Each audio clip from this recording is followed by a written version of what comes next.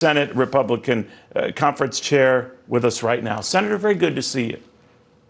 Thank you, Neil. Merry Christmas from Wyoming. And to you as well, sir. Let's talk a little bit about what the president did here. He's extending this moratorium on tuition or loan repayments until at least May. A lot of your colleagues are beginning to wonder, will he take bits and pieces of what was in Build Back Better and do the same? What do you think? Well, this is kind of the return of the ghost of Barack Obama, who said, I have a pen and I have a phone.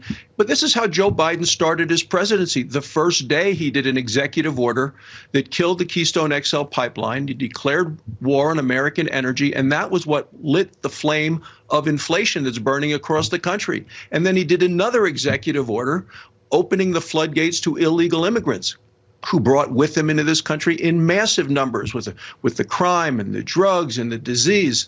So now he's trying to decide, does he go even further with executive orders? And he is being pushed by the radical fringe of the party, who want him to do a lot more in terms of money for illegal immigrants, in terms of additional entitlements. And we're going to see the president's, he's already at record low numbers in terms of his approval. He's going to have to decide who he wants to listen to, the radical fringe or the American people.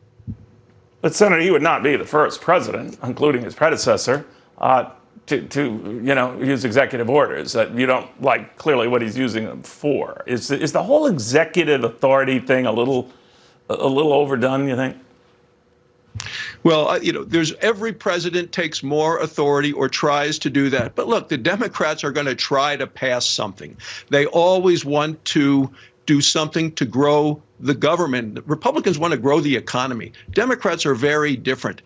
And I believe they're going to try to do something. I think Schumer and Pelosi and Biden want to get something passed. It's still no, you're right about that. They've already hinted, and the president has already hinted on that, Senator, that he wants to work with Joe Manchin to sort of build back better. I wonder if that means something that it gets rid of provisions that would never pass, like expanding Medicare for the time being to cover vision and dental benefits, cover more Americans. That would be put off, but that the size of this thing would shrink to only those that would pass muster with progressives and people like, because of Sinema of Arizona and Joe Manchin. Do you think that's possible?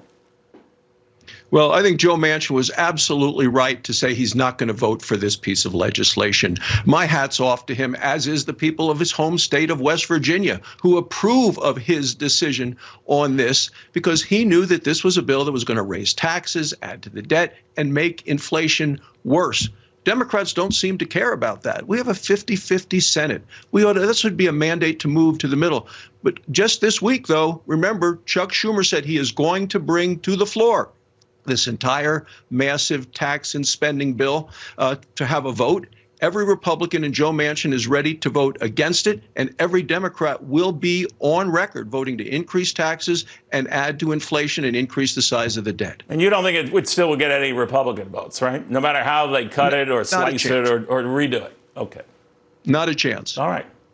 Got it. Senator, great seeing you again. Have a Merry Christmas. And man, you're in a beautiful state. And what a great place to be there for it. All right. Thank you very, very much. Be well. Thank you. Happy New Year to everyone.